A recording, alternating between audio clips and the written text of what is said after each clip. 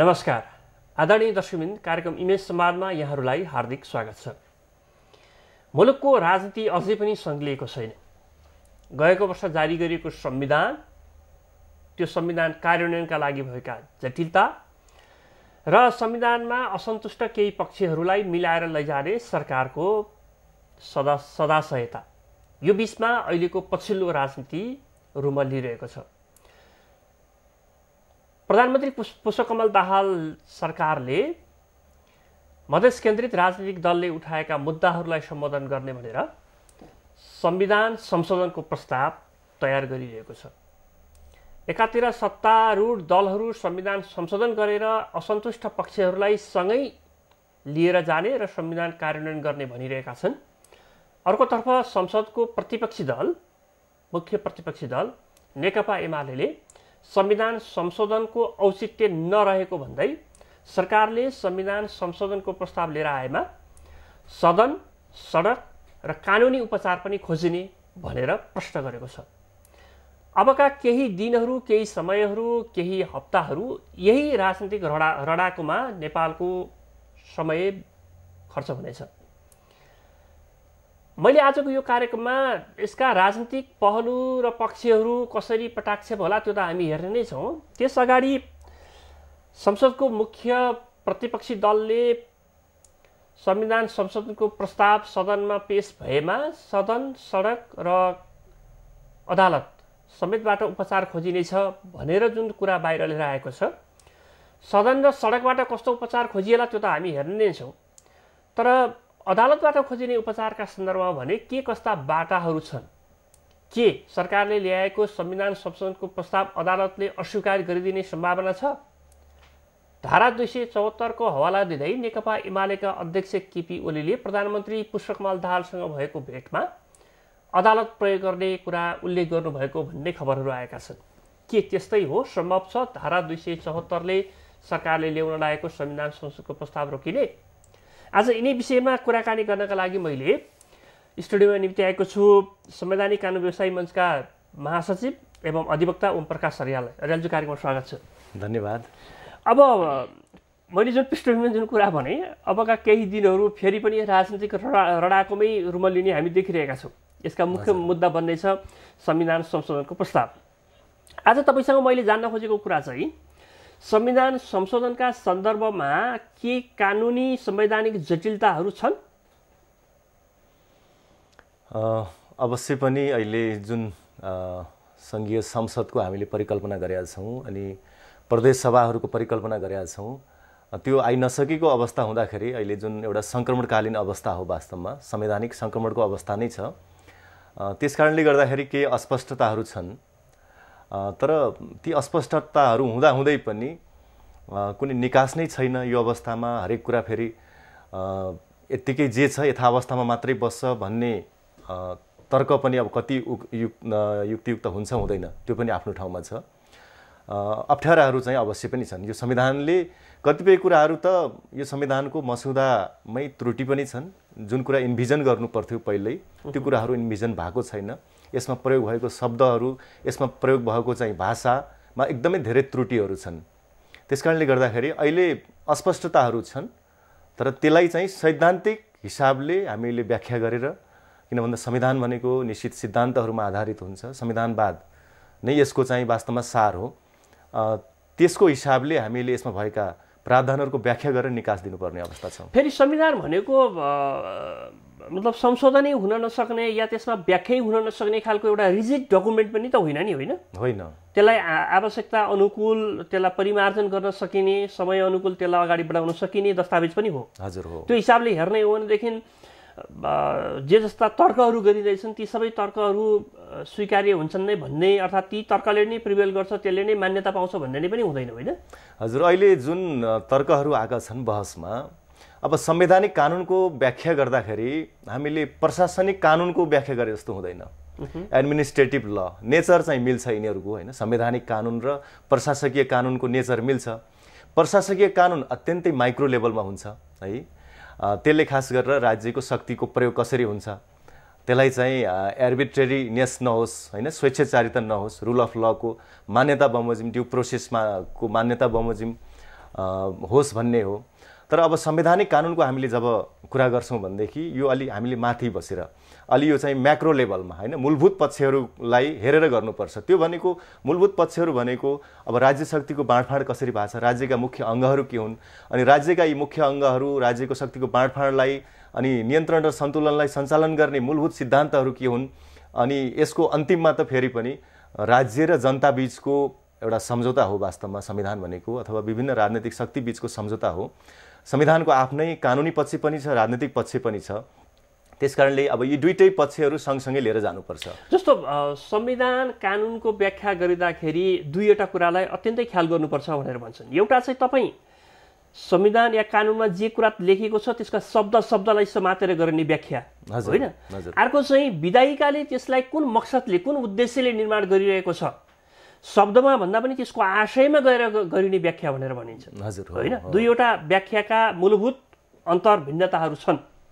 आज हामी त्यो व्याख्याका भिन्नतातिर प्रवेश गर्दैनौँ, तर संविधानको व्याख्या गर्दाखेरि चाहिँ शब्दमा मात्रै आधारित नभएर विधायिका आशय के थियो त्यो संविधान निर्माण गर्ने बेलामा भन्ने कुरालाई पनि बढी ख्याल गरिन्छ होइन। एकदमै हो। अब संविधानका मूलभूत सिद्धान्तहरू के हुन् होइन, यसको आधारभूत संरचना के हो, त्यसैको वरिपरि रहेर व्याख्या गर्ने हो। र संविधान आफैमा एउटा गतिशील दस्तावेज हो। यसले जसरी पनि एउटा कानुनी व्यवस्थालाई यसले चाहिँ सञ्चालन गर्ने हो। एउटा कन्स्टिट्युसनल डेमोक्रेसी भनेको राज्यभित्रको कानुनी व्यवस्थालाई सञ्चालन गर्ने हो होइन। त्यसमा अब राजनीतिक कुराहरूलाई पनि यसले सम्बोधन गर्नुपर्ने हुन्छ। बिल्कुल प्रशासनिक कानुनको इम्प्लिमेन्टेसन जस्तो हुँदैन। त्यसकारण यसको थ्रेसहोल्ड धेरै ठुलो हुन्छ। किन भन्दा हामी जब सिद्धान्तको कुरा गर्छौँ भनेदेखि सिद्धान्तको थ्रेसहोल्ड धेरै ठुलो हुन्छ। त्यसलाई तन्काउन पनि सकिन्छ, खुम्चाउन पनि सकिन्छ होइन। अनि त्यसमा चाहिँ विभिन्न किसिमका वाद विवाद पनि हुन्छन्, आलोचना पनि हुन सक्छन्। तर ती आलोचनाहरू ती वाद विवादहरू थ्याक्न सक्छ कि सक्दैन। फेरि पनि देशको कानुनी व्यवस्था कस्तो छ होइन, कानुनी व्यवस्थाको पछाडि फेरि पनि कानुन यत्तिकै राज्यको ब्युरोक्रेसीले सुरक्षा निकायले मात्रै कार्यान्वयन गरेर हुने चिज होइन त्यो होइन। त्यसको पछाडि त जनबल त चाहिन्छ नै होइन।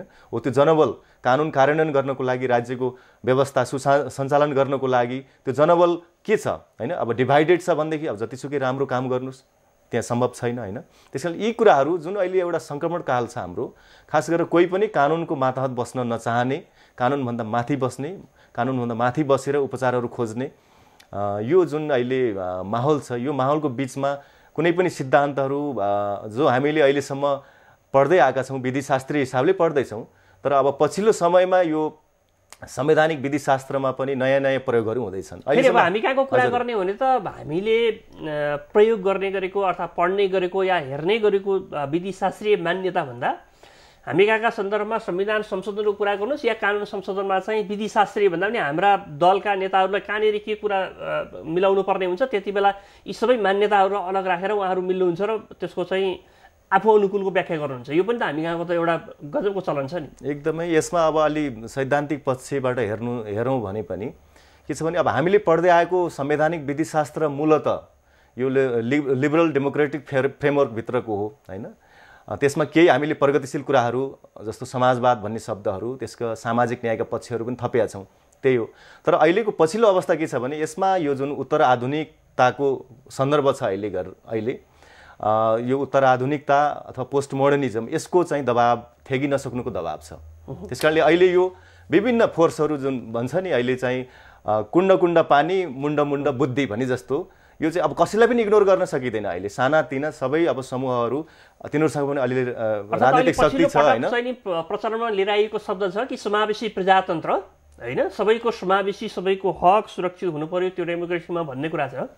खै मैले आजको यो सन्दर्भ तपाईँसँग जोडिरहेको छु कि सरकारले अहिले खास गरिकन मधेस केन्द्रित राजनीतिक दलले उठाएका मुद्दाहरूलाई संविधानमा सम्बोधन गर्ने भनेर 4वटा विषयलाई लिएर अहिले संविधान संशोधन गर्ने प्रयास गरिरहेको छ। हजुर, त्यसमा सीमाङ्कनका सन्दर्भ छ। सीमाङ्कनमा तराईका 2वटा जुन प्रदेश भनेर भनिएको छ त्यसमा पहाड जोडिएको सन्दर्भमा पहाड जोडिएका जिल्लाहरूलाई, पहाडी जिल्लाहरूलाई 4 नम्बर प्रदेश र 5 नम्बर प्रदेशमा त्यसलाई मिलान गर्ने भन्ने कुरा छ।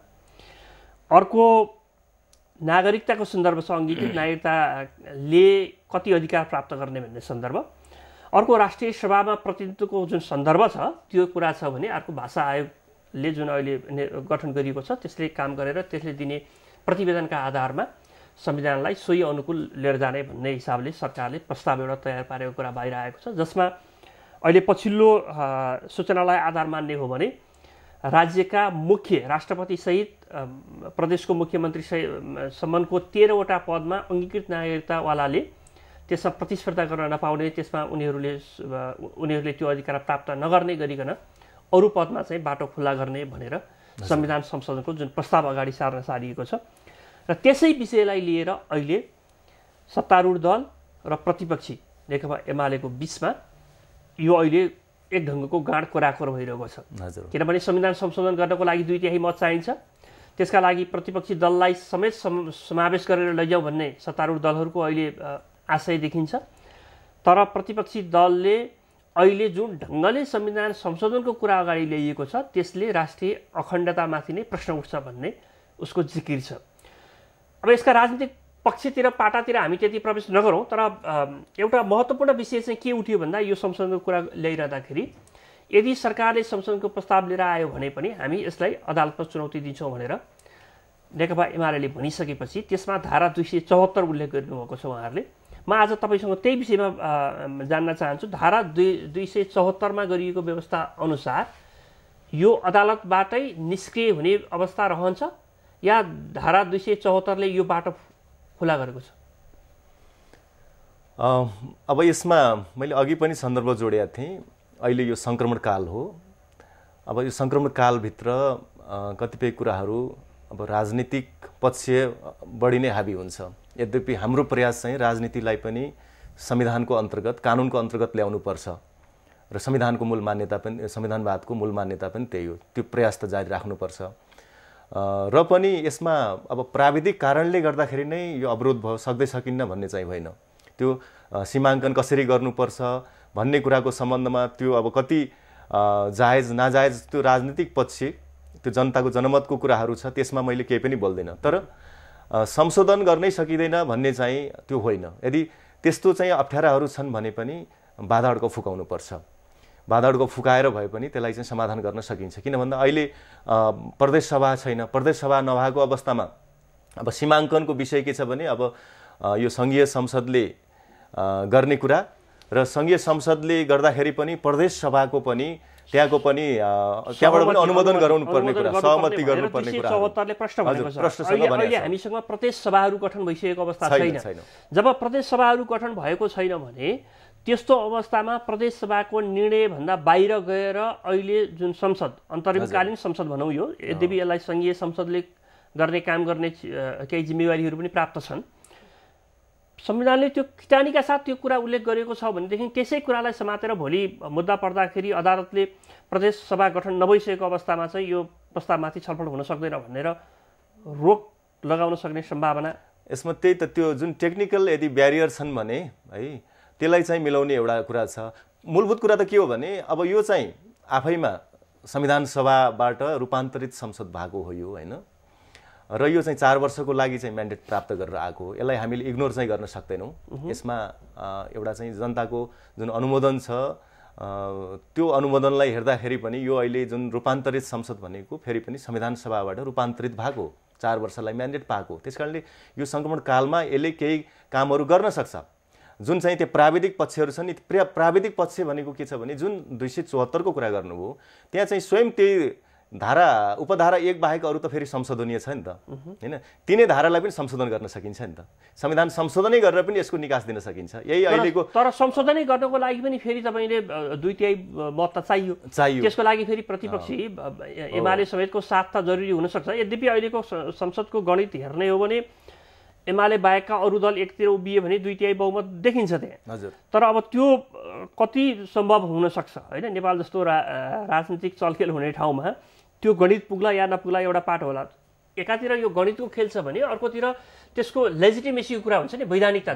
अघि तपाईँले नै भन्दै हुनुहुन्थ्यो जनताबाट स्वीकार्य हुने प्रश्न सबैभन्दा महत्त्वपूर्ण विषय त्यो हो। किनभने अहिले संविधानमा अहिले संसदमा रहेको 10% मत रहेको मधेस केन्द्रित राजनीतिक दलहरूले विमति जनाइदिएकै कारण यो संविधानलाई हामी संशोधनको लागि अगाडि बढिरहेका छौँ। त्यसमा त्योभन्दा निकै ठुलो आयात रहेको चाहिँ के अरे भन्छ एमाले विरोध गर्दाखेरि त्यसले पार्ने असर हो, यो त स्वाभाविक रूप प्रश्न उठ्छ होला। त्यो हिसाबले हेर्ने हो भने चाहिँ त्यसको स्वीकार्यता जनताको लेभलबाट हुने स्वीकार्यताले प्रश्न उठाउँछ कि उठाउँदैन?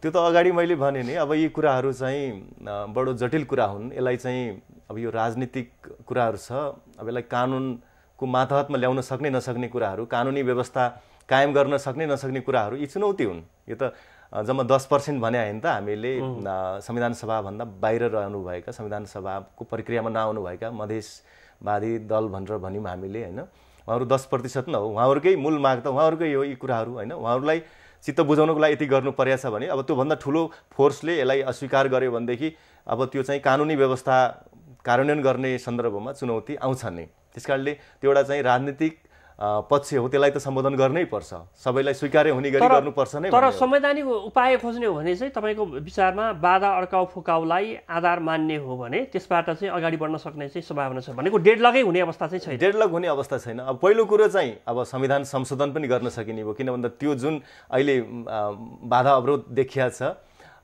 प्रदेश सभा नभएको अवस्थामा सीमाङ्कन हेरफेर गर्ने कुराको सम्बन्धमा, संविधान संशोधनको सम्बन्धमा त्यही धारालाई पनि हामीले संशोधन गर्न सकिने भयो 2/3 पुर्याउन सकेको खण्डमा।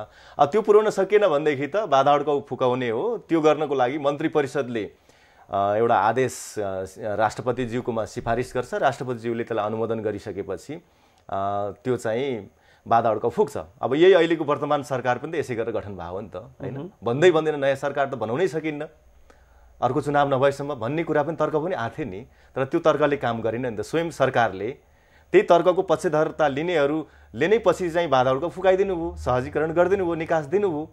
अब अहिलेको परिस्थिति पनि त्यही हो हेर्नुहोस्, मलाई त्यस्तो लाग्छ होइन। अब यत्तिकै बाधा अड्काउ नफुकाइकन अब जम्प गर्नुभयो भनेदेखि अब केही संवैधानिक प्राविधिक पक्षहरू जुन कानुनी प्राविधिक पक्षहरू छन् त्यसको सम्बन्धमा मुद्दा मामिला पर्न पनि सक्ला होइन। तर चाहिँ बाधा अड्काउ फुकाएर गरियो भनेदेखि अथवा संविधान संशोधन गरेर गरियो भनेदेखि यसमा केही पनि समस्या छैन। तपाईसँग कुरा गर्दै गर्दाखेरि अर्को एउटा सन्दर्भ पनि जोड्न मलाई मन लागेको, तपाईँ अहिले पछिल्लो दिनमा खास गरिकन चर्चामा रहेको एकजना वकिलमध्ये पनि हुनुहुन्छ। खास गरिकन अहिले अख्तियार दुरुपयोग अनुसन्धान आयोगका प्रमुख आयुक्त माथिका मुद्दाहरू, महाभियोग लगायतका जुन सन्दर्भहरू जोडिएका छन् र त्योसँग खास गरिकन प्रमुख आयुक्तको योग्यतामाथि नै प्रश्न उठाएर तपाईँले जुन चुनौती दिनुभयो अदालतमा, त्यो विषय यद्यपि विचाराधीन छ अदालतमा, त्यसको विषयमा धेरै हामी प्रवेश गर्न नसकौँला।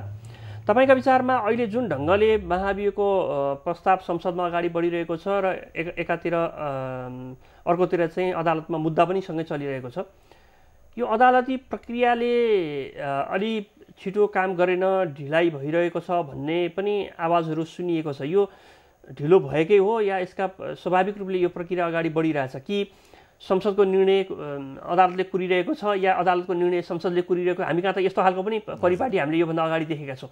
त्यसका केही लक्षणहरू देखिरहेको छ के लाग्छ? मैले अदालतको पाटोबाट हेर्दाखेरि चाहिँ अदालतमा त्यस्तो भएको देख्दिनँ होइन। यो जुन सुचारू ढङ्गले जानुपर्ने हो त्यही ढङ्गले गएको छ। मुद्दाको अङ्ग पुग्दा बित्तिकै पेशीमा चढाइएको छ, पेशी पनि त्यति पछाडि धकेलिएको अवस्था छैन, नजिकै छ। अब मङ्सिरको 16 गतेबाट त यसको सुनवाई नै सुरु हुन्छ। अदालतको तर्फबाट चाहिँ त्यस्तो भएको छैन। अब अदालतले यसलाई चाहिँ धेरै नै ग्राह्यता दिनुपर्ने अवस्था चाहिँ छ। किन छ भनेदेखि स्वयं अदालतमाथि पनि आक्रमण भयो यो मुद्दाको सन्दर्भमा। त्यस कारणले गर्दाखेरि न्याय प्रशासनलाई प्रभावकारी चुस्त बनाउने कुराहरू, निर्भीक ढङ्गले सञ्चालन गर्ने कुरा न्यायिक नेतृत्वको कुरा हो।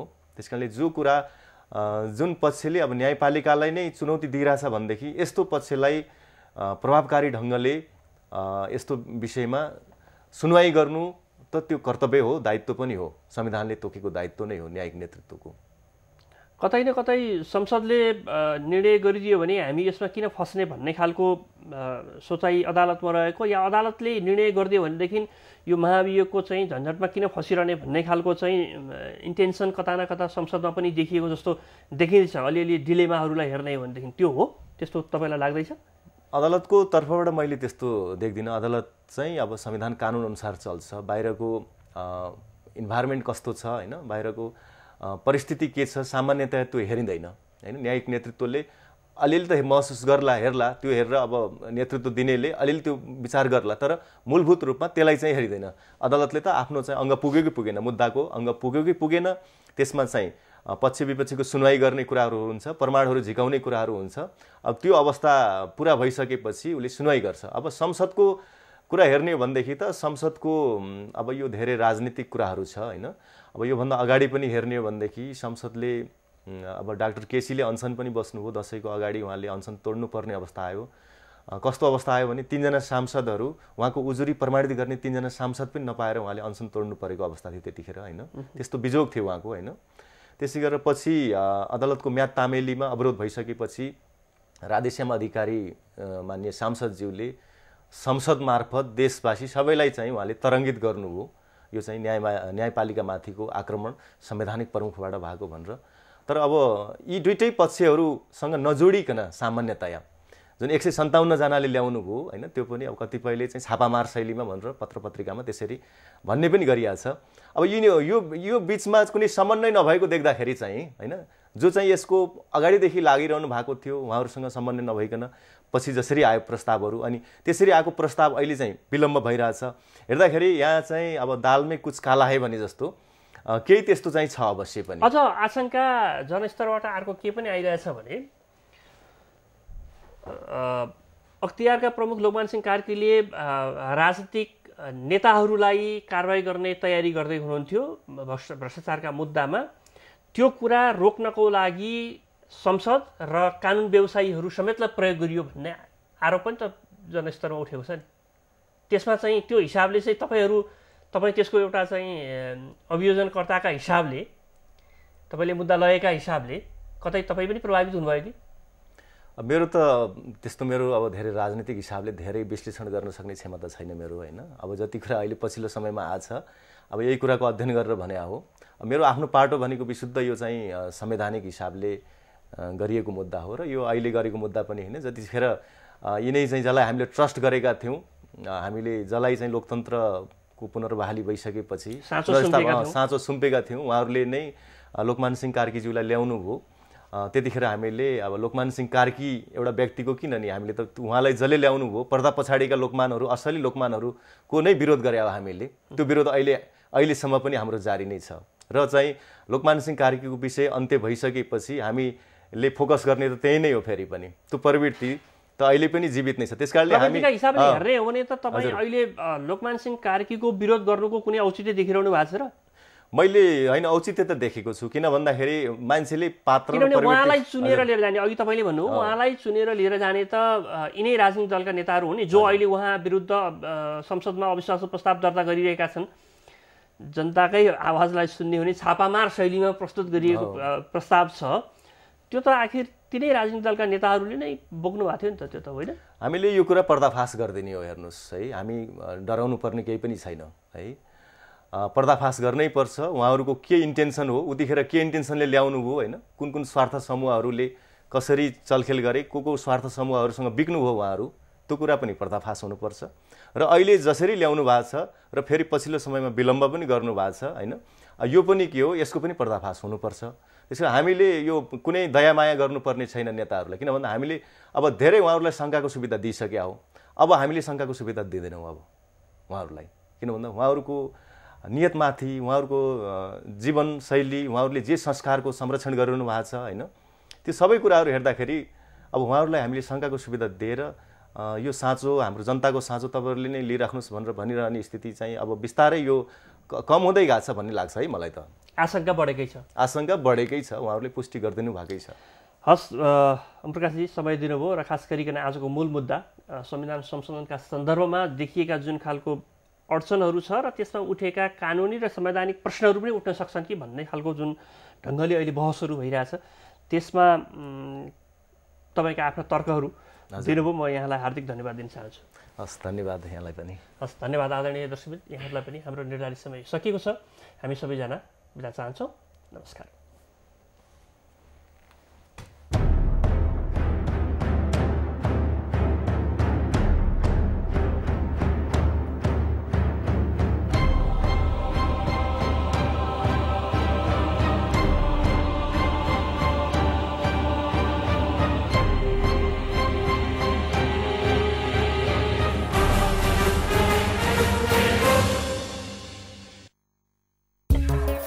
इमेज संवादका प्रायोजक पर्जर पेन्ट्स।